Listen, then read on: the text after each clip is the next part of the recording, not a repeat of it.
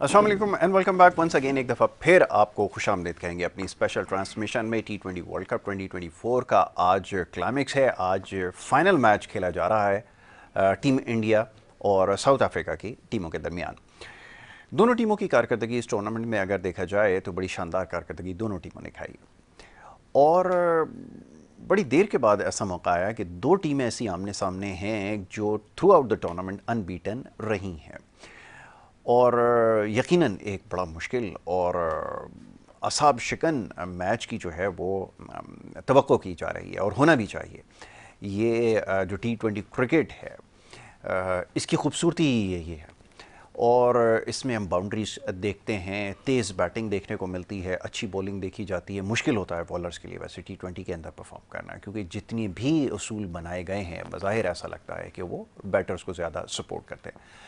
बहरहाल दोनों टीमों की कारकर्दगी अगर देखा जाए तो टीम इंडिया इसकी कारकर्दगी पहले इस पर बात कर लेते हैं। इस पूरे टूर्नामेंट के अंदर बड़ी बेहतरीन फॉर्म में नज़र आई और इससे पहले भी जो ODI वर्ल्ड कप हुआ उसके अंदर टीम इंडिया की बड़ी शानदार कारकर्दगी रही, वो कि वो फाइनल के अंदर आके चूक गए और एक बड़ा अहम मौका था इंडियन क्रिकेट के लिए जिससे वो टाइटल जीतने से महरूम रहे। और जनाब फिर उसके बाद टीम इंडिया ने अपनी परफॉर्मेंस के अंदर मज़ीद बेहतरी वो लेकर आए। तारीफ़ करना होगी जिस तरह उन्होंने क्रिकेट खेली है, जिस तरह उनका डोमेस्टिक का सीज़न रहा और ख़ास तौर पे जिस तरह उनका IPL का सीज़न रहा। बड़ी शानदार क्रिकेट उन्होंने खेली है, लड़कों को तैयार किया और मुकम्मल तौर पर उनकी तैयारी नज़र आई। और जब वो टूर्नामेंट के अंदर उन्होंने एक्सपोजर लिया, ये वाहिद टीम थी जिसके बारे में बहुत सारे लोगों की पेशगोई थी कि फ़ाइनल तक ज़रूर पहुँचेगी और आज बिल्कुल वैसा ही हुआ। तो हम दूसरी तरफ जब साउथ अफ्रीका की टीम है उसकी जो कारकर्दगी है उसमें हमें मद्देनज़र नज़र आता रहा। कभी हमने देखा कि बड़ी अच्छी फॉर्म में नज़र आए, ODI वर्ल्ड कप के अंदर इसी तरह बड़ी मिली जुली कारकर्दगी उनकी रही। एक मौके पर बड़े स्ट्रॉन्ग उम्मीदवार थे फाइनल के लिए, तमाम उसके बाद फिर जो उनके ऊपर एक लेबल लगा हुआ है चूकर्स का, बिल्कुल वो सही साबित हुआ। एक दफ़ा फिर वो चूक गए फाइनल में पहुँचने से। और जनाब फिर T20 की क्रिकेट का जब आगाज़ हुआ तो T20 के अंदर दो चार बड़े नाम हैं जिसकी आज चल कर आगे बात करेंगे। उन्होंने बड़ी शानदार परफॉर्मेंसेस दी और ये पहला मौका है कि साउथ अफ्रीका की टीम जो है वो T20 वर्ल्ड कप के अंदर फाइनल के अंदर जो है वो एक्सपोजर ले रही है। तो बहरहाल इन मामलों के ऊपर गुफ्तगू की जाएगी, साथ ही ये भी देखेंगे कि आज जो वेदर कंडीशंस है वो क्या कह रही हैं और दोनों की कारकर्दगी का जायज़ा लेंगे। बड़े खुलकर बात होगी और सोशल मीडिया के ज़रिए जो सवालात हम तक पहुँच रहे हैं उसके ऊपर भी बात करना ज़रूरी है। और साथ साथ यहाँ अधूरा रहेगा ये तस्करा अगर ना हो, ये बात ना हो कि जो बाबर आजम 11 की जो परफॉर्मेंस इस टूर्नामेंट में रही है, अगर मौका मिलेगा, क्योंकि अभी तक लोग जो हैं उसके बारे में सवाल भेज रहे हैं कि क्यों ऐसा हुआ कि ये दो टीमें जो फाइनल खेल रही हैं और हमारी टीम जो है सुपर 8 के मरहले तक नहीं पहुँच सकी। तो इन तमाम मामलों पर गुफ्तगू की जाएगी। आज हमारी आखिरी नशिस्त है क्योंकि फ़ाइनल आज खेला जा रहा है। मौजूद मेहमान यहाँ पर तशरीफ़ फरमाए जनाब मुनीर उल हक साहब, उनको सबसे पहले खुश आमदीद। मुनीर भाई thank you so very much, बहुत शुक्रिया, बहुत बहुत शुक्रिया देने के लिए।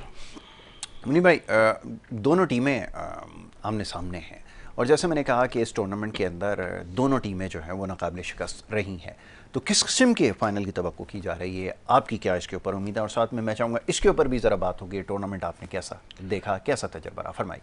बहुत बहुत शुक्रिया यासिर। K21 देखने वाली खिदमत में मेरा सलाम। आपने बिल्कुल सही कहा कि दोनों टीमें अभी तक इन्होंने शिकस्त का जायका नहीं चखा है। ऑल्दो दोनों टीमों में साउथ अफ्रीका वो टीम है जो 2-3 मैच बिल्कुल बड़ा क्लोज जीती है। एक मैच नामीबिया से 1 रन से, बांग्लादेश से 4 रन से, एक जगह नीदरलैंड से बहुत कम स्कोर था 103-104 का, वहाँ उनके 12 रन पर 4 खिलाड़ी आउट हो गए थे, तो उनको वहाँ मुश्किलात हुई हैं। लेकिन सेमीफाइनल उन्होंने बड़े वन साइडेडली अफगानिस्तान को हराया। भारत की टीम पूरे टूर्नामेंट बहुत अच्छा खेली। एक उनका ख़राब दिन था जो अगेंस्ट पाकिस्तान था, जब वो 109 पे आउट हो गए थे, लेकिन हमने वो उनका ख़राब दिन भी हमने अच्छा बना दिया अपनी ख़राब बैटिंग से। तो अभी तक दोनों टीमों को शिकस्त नहीं हुई है और जो भी टीम चैंपियन बनेगी वो नया रिकॉर्ड बनाएगी। अभी तक T20 वर्ल्ड कप में कभी भी ऐसा नहीं हुआ कि जिसने वर्ल्ड कप जीता है वो कोई मैच ना हारा हो, तो ये एक नया रिकॉर्ड बनने जा रहा है।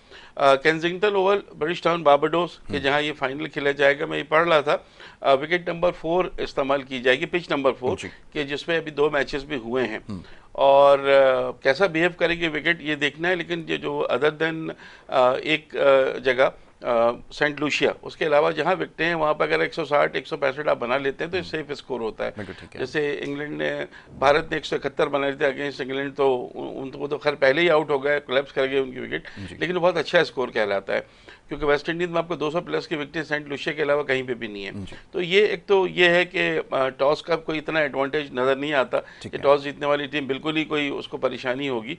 हाँ, पहले बैटिंग करती है टीम तो अच्छा एक टारगेट बना लेती तो फिर वो प्रेशर में ला सकती है।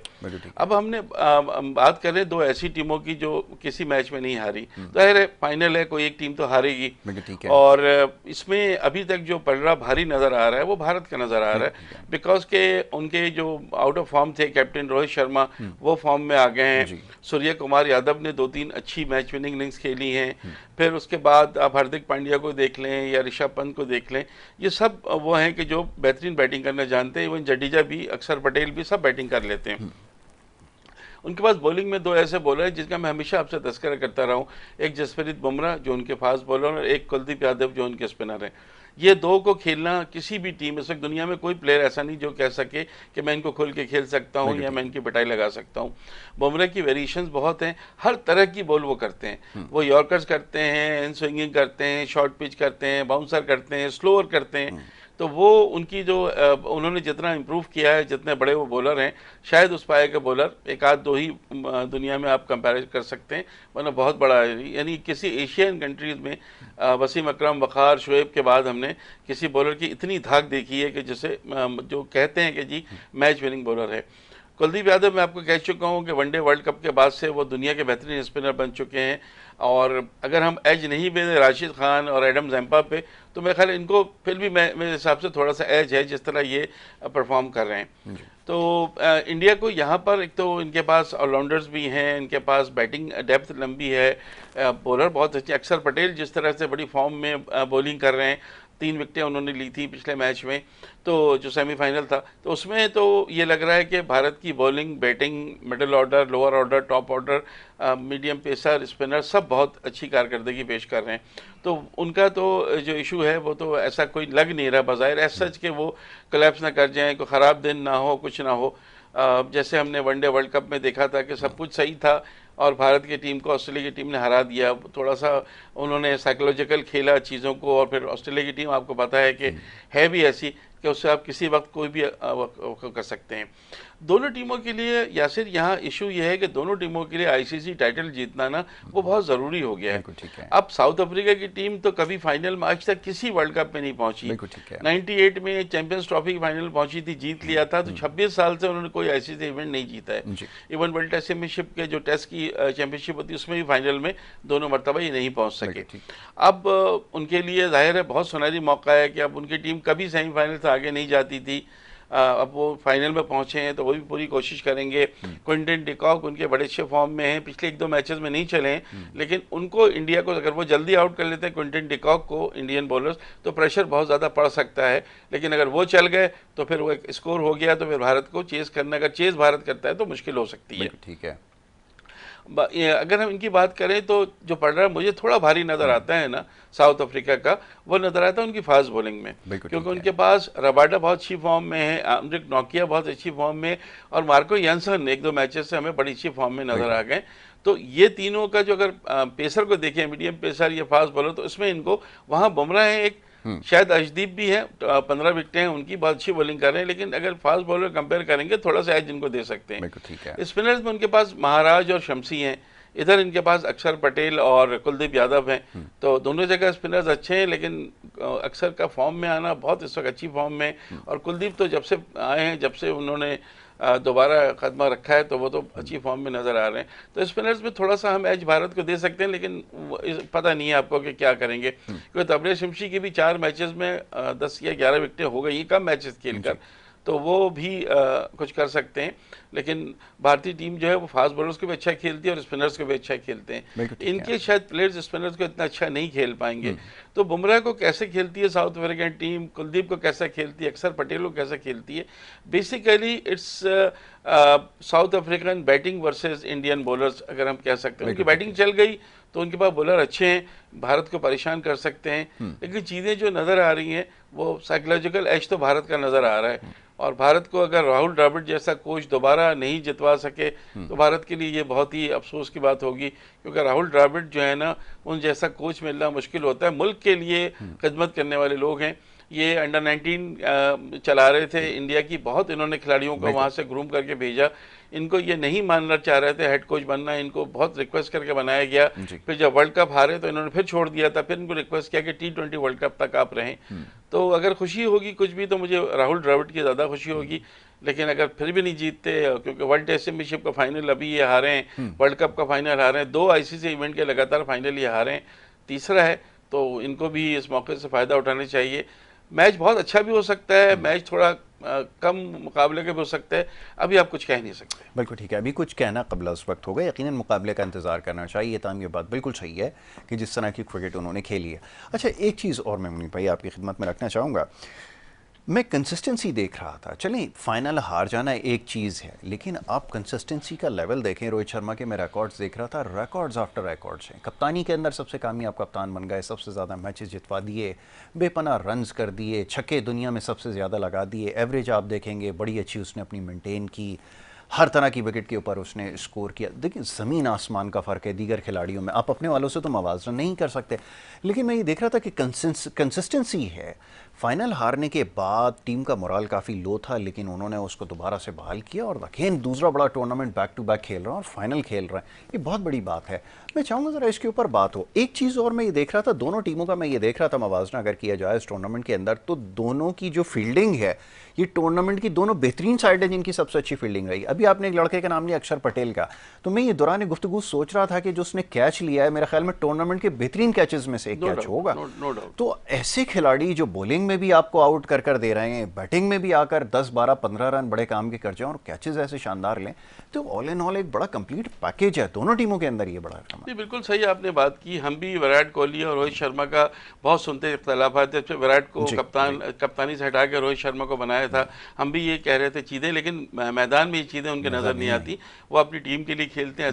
बिल्कुल आपने सही कहा कि अक्षर पटेल का जो कैच था, जो उन्होंने डाइव करके और राइट हैंड से वो कैच लिया, बेसिकली वो लेफ्ट से बॉलिंग करते हैं, वो जो है वो एक्सीलेंट कैच था उसकी, और वो बड़ा इंपॉर्टेंट कैच भी था उस वक्त।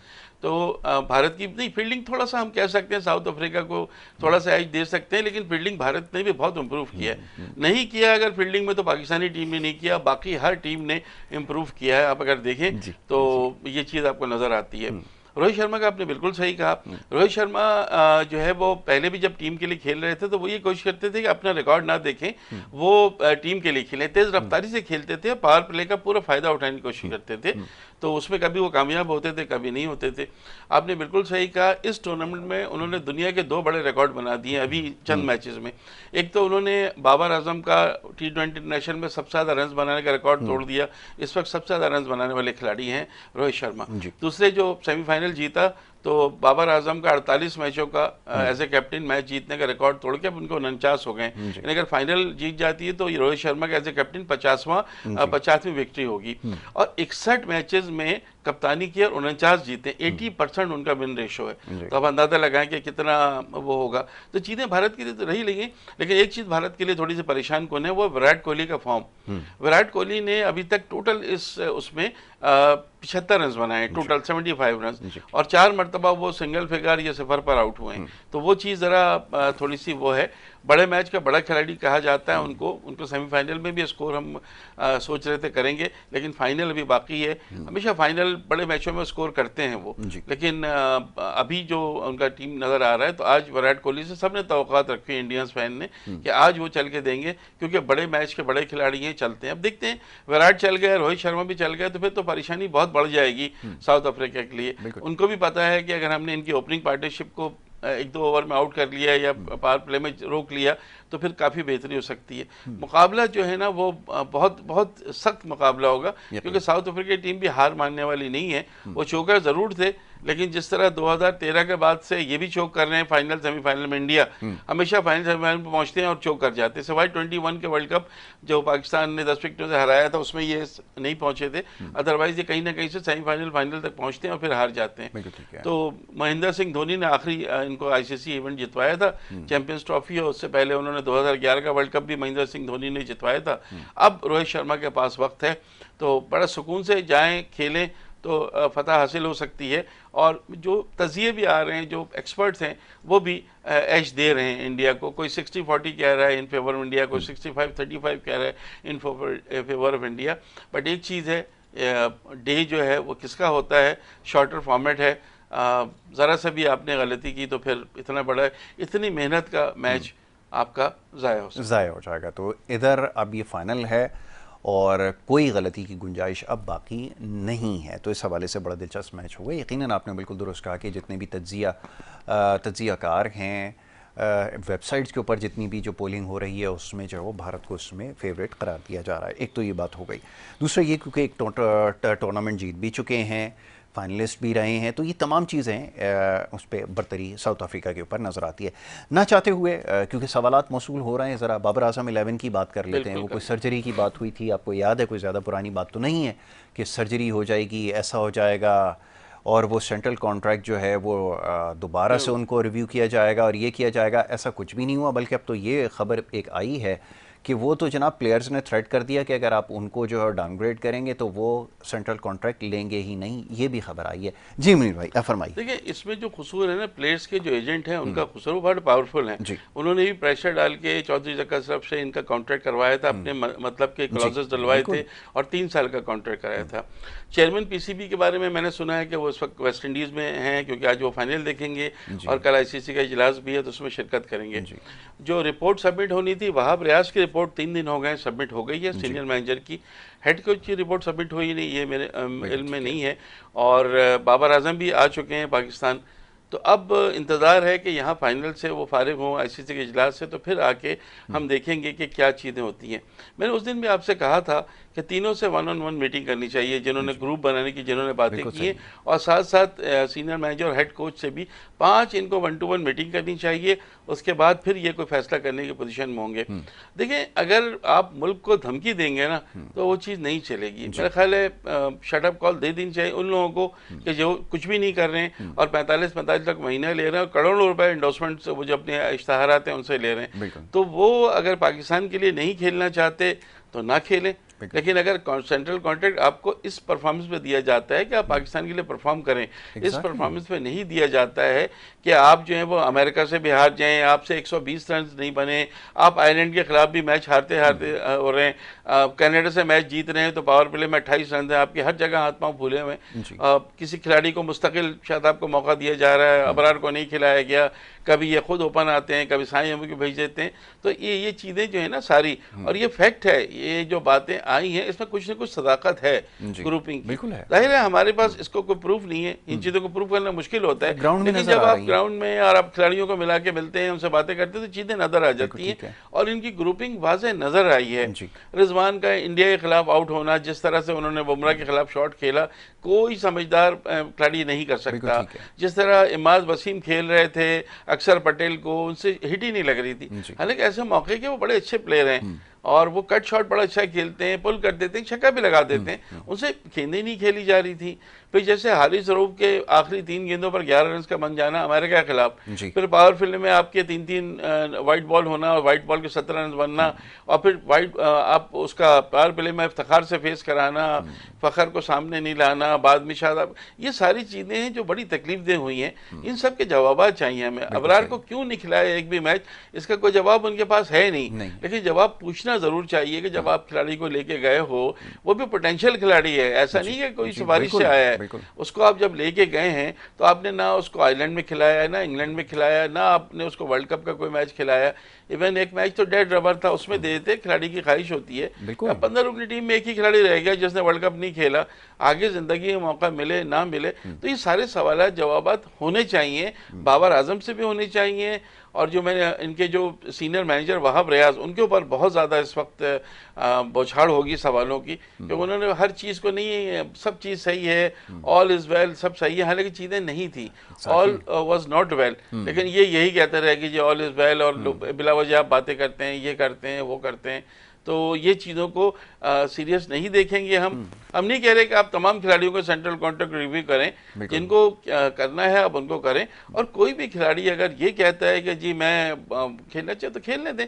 आमिर और इमाद भी तो खेल ही रहे हैं ना, खेलने दें, फिर पाकिस्तान के लिए ना खेलें, इस तरह ये भी ना खेलें। देखिए प्लेयर बहुत बड़े हैं, शाहीन आफरीदी भी, रिजवान भी, बाबर भी, फ़खर भी, नो डाउट पाकिस्तान के टैलेंट दुनिया भर में मशहूर है, लेकिन मुल्क से बढ़ के कोई नहीं है। अगर कहीं हमें नज़र आता है कि वो प्रेशराइज कर रहे हैं या उनके प्लेयर्स एजेंट प्रेशराइज कर रहे हैं, तो फिर तो प्लेयर्स एजेंट को कोई कुछ क्या है क्यों नहीं है, मेरी समझ में नहीं आ रहा है। जब एक प्लेयर्स एजेंट का जो कंपनी है उसका डायरेक्टर है मोहम्मद रिजवान, तो वो क्यों है? इंजमाम मलक थे, उन्होंने इस्तीफा दे दिया, उसका भी कुछ नहीं पता चला आज तक। तो चीज़ें ये सिर्फ कहने से नहीं होंगी, बाकायदा हमें नज़र आना चाहिए कि ये चीज़ें हुई हैं, वरना क्रिकेट के खेल जो इतना मकबूल खेल है, दिन ब दिन इसमें फिर लोगों का इंटरेस्ट कम होता जाएगा। अच्छा, बात हो रही थी अभी साबिक कप्तान इंजमाम हक साहब की, तो ये भी सोशल मीडिया पे ख़बर जो है वो ज़ेर गर्दिश है। रिवर्स स्विंग के हवाले से रोहित शर्मा ने उनको तंबी की है या उसके हवाले से कुछ बताने की कोशिश की, तो उनको यहाँ से जो है वो स्टेटमेंट ये दी गई है कि ये जॉनसी रिवर्स स्विंग होती है ना, ये वाली जॉनसी, ये हमने ईजाद की है, तो इसके बारे में आप हमें ना बताएं। मैं आपसे इसका जवाब लेता हूँ, ब्रेक के लिए कह दिया गया है। बड़ी दिलचस्प बात है। तो एक छोटी सी ब्रेक है, ब्रेक के बाद वापस आ रहे हैं, आप देखते रहिए हमारा प्रोग्राम।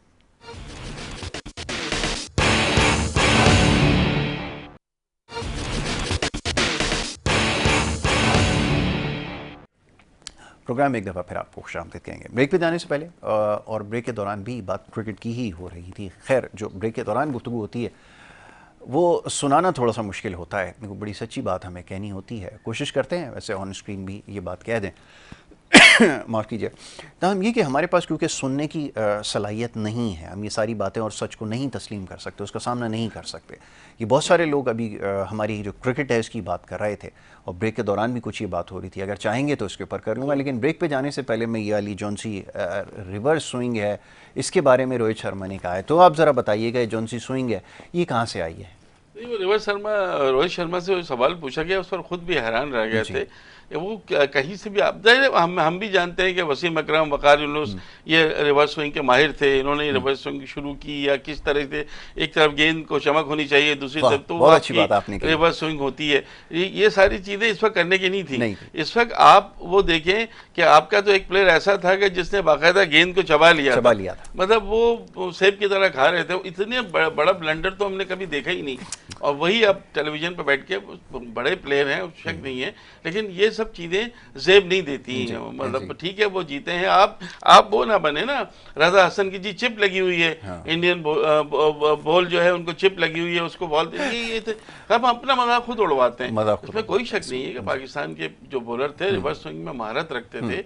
शाम के बाद गेंद थोड़ा सा ज़्यादा रिवर्स स्विंग होती है, किसी वक्त गेंद को उनको अपनी अपनी ये वो होती है। क्योंकि कामरान अकमल से किसी ने पूछा कि यार खिलाड़ी किस तरह बॉल को खुरच लेते हैं, अब तो इतने कैमरे लगे हुए हैं, तो कामरान अकमल ने कहा कि 60 कैमरे भी लगा देंगे ना, 50 से 60, तो भी आप नहीं पकड़ पाएंगे, इतने ज़्यादा तरीके मतलब खामोश चीज़ें हो जाती हैं। तो वो चीज़ें तो देखें होंगी। बात ये है कि आपकी टीम कैसा खेल रही है। एज ए टीम तो बहुत अच्छा खेल रहे हैं ना, ये तो नहीं कि किसी एक बॉलर की वजह से वो जीत रहे, उनके बैट्समैन भी चल रहे हैं, कंबाइंड होकर खेल रहे हैं। अगर रोहित और विराट दोनों भी आउट हो जाएंगे तो भी उनके मिडिल ऑर्डर में इतने प्लेयर हैं कि वो टीम को संभाल लेते हैं।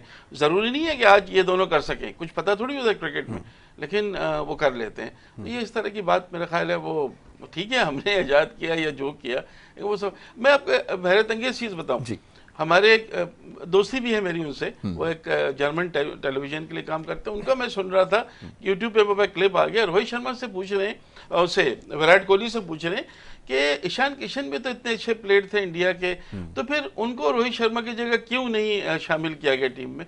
तो वो रोहित शर पकड़ के बैठ गया, व्हाट डू यू मीन, हम उनको वो कर दें, मतलब T20 की टीम में रोहित शर्मा ना हो?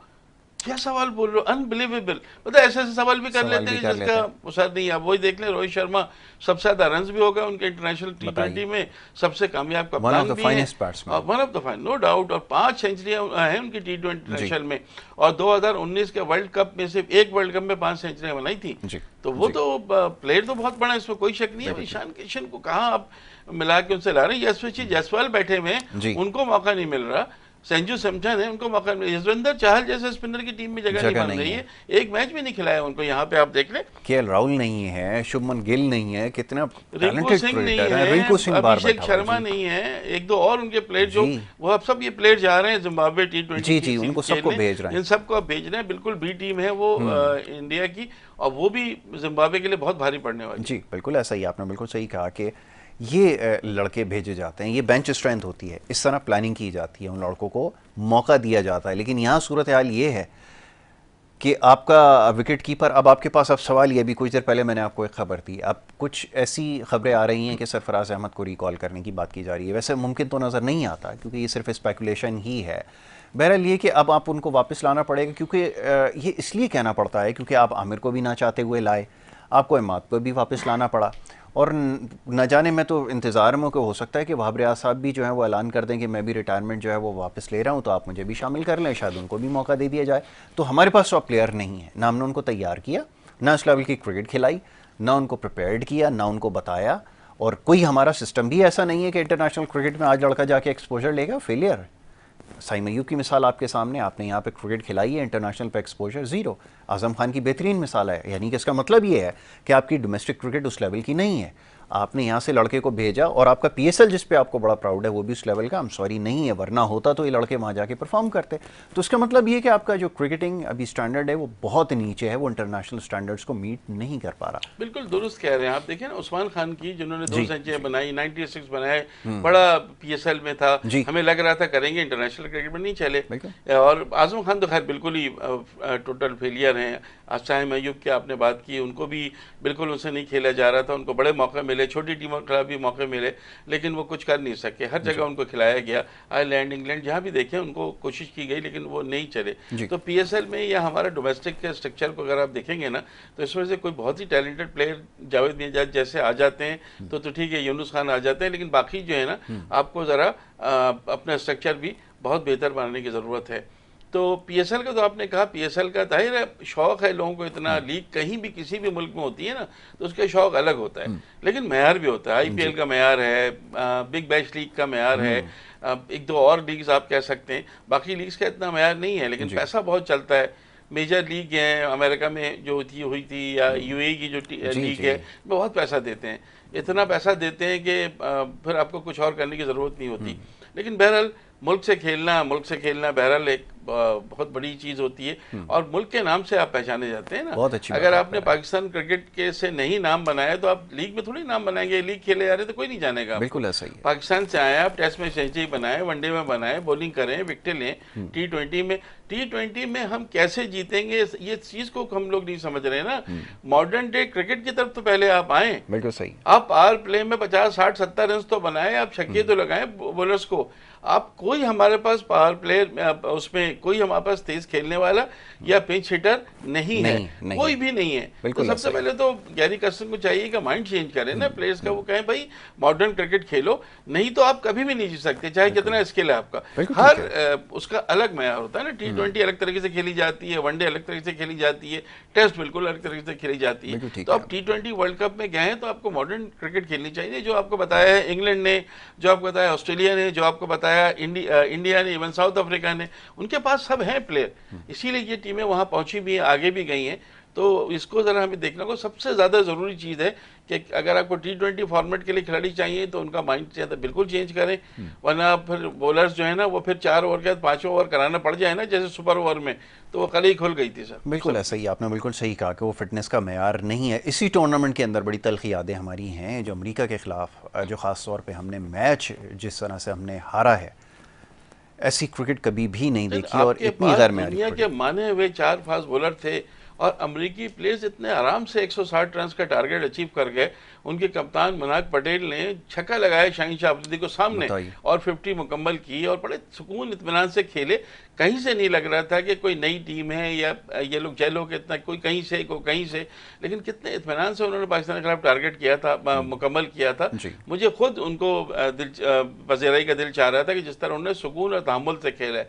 पहले पाकिस्तानी टीम को आउट किया जल्दी, उसके बाद उन्होंने टारगेट भी कहीं पे वो मिस मैच में पाकिस्तानी टीम का अपर हैंड हमें नजर नहीं आया। किसी मौके पर होता है ना, ये लगता है यार पाकिस्तानी टीम जीत जाएगी, उसमें उस मैच में कहीं नहीं हुआ। यहाँ तो फिर भी 48 गेंदों पर 48 रन चाहिए थे, 8 विकेटें बाकी थी अगेंस्ट इंडिया।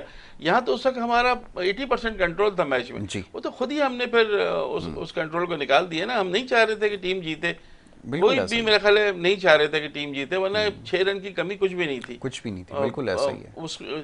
इन दोनों मैचेस का देखें, इन दोनों मैचेस का तो कोई जवाब है नहीं। आपने अगर इजी लिया, अगर अमेरिका से हार गए तो भारत ने तो आपको दे दिया था प्लेट में रख के कि भाई ले लें, आप आ जाएं सुपर रेट में। अब आप 120 नहीं बना सकते तो उसमें किसी टीम का कोई कसूर नहीं। बिल्कुल ठीक है। और बड़ी बदकिस्मती है कि हमारी अप्रोच है, जब हम कप्तान साहब से भी जब सवाल करते हैं तो हर सवाल का जवाब एक ही होता है कि 10 रन हमने कम बनाए। अच्छा, ये क्रिकेट जो है ना, मॉडर्न डे क्रिकेट, मुनीर भाई आप ज़्यादा बेहतर इसके ऊपर तबसरा करेंगे, ये स्किल से ज़्यादा आईक्यू का गेम है, इंटेलिजेंस का गेम अब बन चुका है। किस मौके पर क्या डिसीजन लेना है, किस तरह एग्जीक्यूट करना है प्लान को, इसके लिए इंटेलिजेंट स्मार्ट क्रिकेटर चाहिए। वो हमारे पास नहीं है, वेरी सॉरी, हमारे पास नहीं है।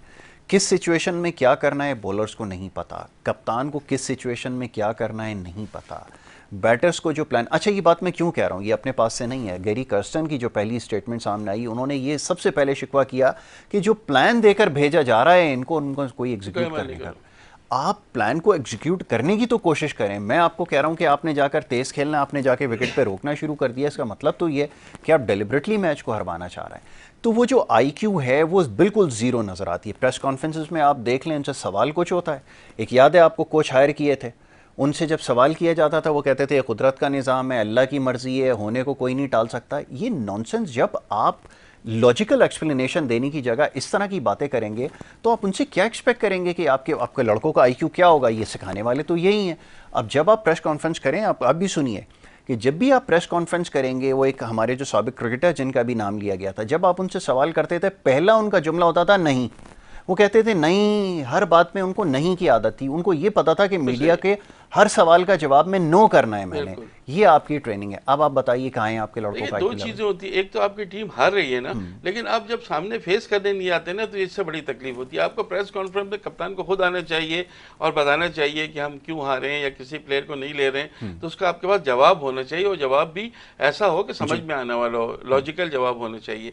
देखिए, गेम प्लान की आपने बात की, गेम प्लान तो था ही नहीं ना। हमें तो पता ही नहीं था कि हम क्या खेलने जा रहे हैं, किस तरह से टारगेट को चेस करना है। इंडिविजुअली बस चीजें हो रही थी, उसी का नतीजा रहा कि हमें कोई मैच जीतना नहीं चाहिए था, चारों मैच हमें हारने चाहिए थे। इसलिए कि अगेंस्ट कनाडा आप जिस तरह जीते और अगेंस्ट आयरलैंड आप जिस तरह जीते, शर्म आती है इन टीमों को देख के कि इन टीमों से आप इतनी मुश्किल से मैचेस जीत रहे हैं। और आयरलैंड से तो आप उनके होम ग्राउंड पर एक मैच हार भी गए थे। अब वहीं से हमने बेगल तो वहीं बच गया था कि भाई जब न्यूजीलैंड की टीम आई थी 2-2 से सीरीज बराबर करके उनकी बी टीम चली गई थी, तो आपको वहीं पे अंदाजा लगा लेना चाहिए था। तो गेम प्लान तो नहीं है पाकिस्तान, कोई गेम प्लान नहीं है। और कोच का भी यही कहना है, जो जराए बताते हैं कि कोच भी कहने था प्लान कुछ हम देते हैं और जाके वहाँ कुछ होता है। वो चीज़ें तो खैर बिल्कुल वह हैं, इसीलिए तो हम सब इंतज़ार में हैं कि कुछ सर्जरी हो, कुछ अच्छी हो तो हम करें। बहुत अफसोस हो रहा है क्योंकि माइकल वॉन ने आपको दूसरे दर्जे की टीम कह दिया है कि सेकंड टियर टीम है। हरभजन सिंह का मैंने आपको बताया था, वो कहते थे कि पाकिस्तान में इतना नहीं है कि भारत को हरा सके। वो तो आयरलैंड जैसी टीम है, मैं आयरलैंड से ज़्यादा टीम नहीं समझता। दूसरे खिलाड़ी शायद बयान नहीं दे रहे हैं, लेकिन उनके जहन में भी कुछ इसी तरह से है। अब रख लें ना इस वक्त सीरीज इसी टीम के साथ, आप बांग्लादेश और श्रीलंका से रख लें आप सीरीज, अपनी T20 सीरीज, आपको लग पता जाएगा। 4 नेशन कर लें, अफगानिस्तान को भी ले आए, आप देख लीजिएगा, आपको बता देंगे आप कहाँ खड़े हैं। यही टीम अगर जो गई है जिस तरह से, ये नहीं जीत सकते आप। इसमें आपको बहुत सारी तब्दीलियां लानी होंगी। और मॉडर्न डे क्रिकेट का हम सालों से कह तो रहे हैं, लेकिन नहीं नजर आ रहा ना। पिंच हिटर भी चाहिए, ऑलराउंडर्स भी चाहिए, टॉप ऑर्डर भी अच्छा चाहिए आपको। नाम देखें टॉप ऑर्डर में बहुत हैं, फखर जमान, रिजवान और वो, लेकिन आप जब रिजल्ट ही नहीं आते तो क्या करेंगे। फास्ट बॉलिंग में देख लें, शाहीन आफरीदी भी हैं, तो मोहम्मद आमिर भी हैं, तो हारिस रऊफ भी हैं, नसीम शाह भी हैं, सब हैं, लेकिन रिजल्ट क्या आ रहा है? रिजल्ट यही आ रहा है कि दूसरी टीमें के सामने आपकी कुछ नहीं चल रही। स्पिनर तो कोई आपके पास था ही नहीं ना, जिसको आप स्पिनर बना के ले गए थे शादाब, उसको हर मैच में खिलाते रहे, बाद में कहा नहीं इनको तो हम एज ए बैट्समैन ले गए, और जब उनकी बैटिंग देखी तो सिफर पर आउट हो रहे हैं, सिंगल फिगर पर आउट हो रहे हैं। तो बहुत बहुत सी चीज़ें हैं, मतलब छोटे मोटे नहीं, वाकई जिसे कहते हैं ना बड़ी सर्जरी की जरूरत तो वो तो है, लेकिन होगी या नहीं होगी ये इस पर अभी भी डाउट्स हैं। लास्ट क्वेश्चन आपसे मैं कर लेता हूँ, वैसे करना तो नहीं चाहिए इस सवाल क्योंकि इसका कोई फ़ायदा नहीं होगा, लेकिन फिर भी एक रस्मी कार्रवाई है, पूरी कर लेते हैं। क्या हम अपनी गलतियों से कभी कुछ सीख सकेंगे ये सब कुछ हो जाने के बाद? क्योंकि हमारे लिए, मैं याद है एक पाकिस्तान के स्पीड स्टार हैं, बड़ी वो यूट्यूब के ऊपर वीडियोस बनाते हैं, बड़ी बड़ी बातें करते हैं, दुनिया के तेज़ तरीन बॉलर। एक दफ़ा वो वर्ल्ड कप से शिकस्त खाने के बाद जब आए, उनसे इंटरव्यू लिया गया तो उन्होंने कहा वर्ल्ड कप जीतना कोई ज़रूरी थोड़ी है, ये तो एक प्राइड है, मिल जाए तो ठीक है वरना कोई फ़र्क नहीं पड़ता। तो मैं वो बात मेरे जहन में आज तक महफूज है कि जो खिलाड़ी ये सोचता हो, जो अपने मुल्क को रिप्रेजेंट करता हो कि ये जीतना ज़रूरी नहीं है, उस टीम के अंदर तो फिर माफ़ कीजिए मुझे कहने दीजिए शादाब, बाबर आजम, इसी तरह के खिलाड़ी आएंगे और फिर यही आप परफॉर्मेंस है। यानी कि अभी सिर्फ ख्वाब बन के रह जाएगा कि पाकिस्तानी टीम कभी कोई टाइटल जीत के लाएगी। तो ये दुआ तो करनी चाहिए कि पाकिस्तान में क्योंकि क्रिकेट इतनी मकबूल है, 100 में से 90 लोग जो हैं वो क्रिकेट देखते हैं, दूसरे स्पोर्ट्स नहीं देखते, तो उस हवाले से अगर देखा जाए तो क्रिकेट में इम्प्रूवमेंट तो आनी चाहिए।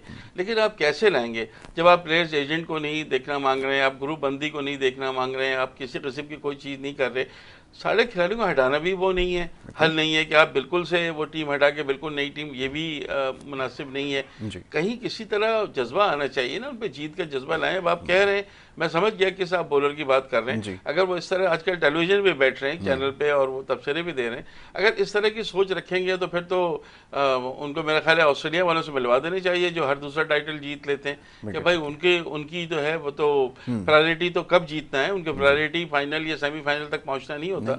आप अगर यही सोच के जाएंगे कि आपने सेमीफाइनल तक भी पहुंच गए तो यार बचत हो जाएगी और हमारी नौकरी चलती रहेगी, तो फिर तो आप आगे बढ़ने का आप सोचे भी नहीं हो। तो फिर तो मैं आपको क्लियर बता रहा हूँ, इस वक्त पाकिस्तानी टीम जो है वो श्रीलंका, बांग्लादेश, अफगानिस्तान के बराबर की टीम है। वो जो टॉप की टीमें हैं ना, England, Australia, New Zealand, India, south Africa, आप उनका मुकाबला इस वक्त नहीं कर सकते।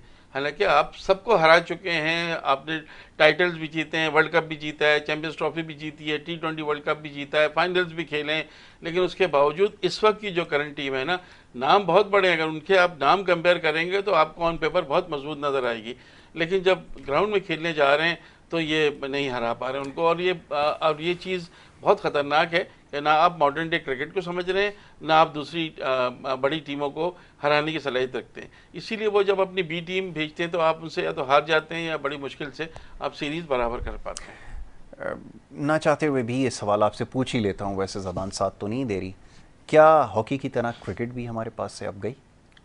नहीं, मेरा ख्याल है अभी थोड़ा टाइम लगेगा हॉकी तक पहुंचने में। अभी मज़ीद हमें अगर शिकस्त होती है, मज़ीद टीम का डिटोरिएशन होता है, ये नहीं कुछ कर पाते, मोहसिन नकवी साहब को ऐसे खिलाड़ी नहीं आते जो खेलेंगे। देखिए टीम में हम लोग भी बहुत मुख्तसर वक्त के लिए चीज़ें याद रखते हैं।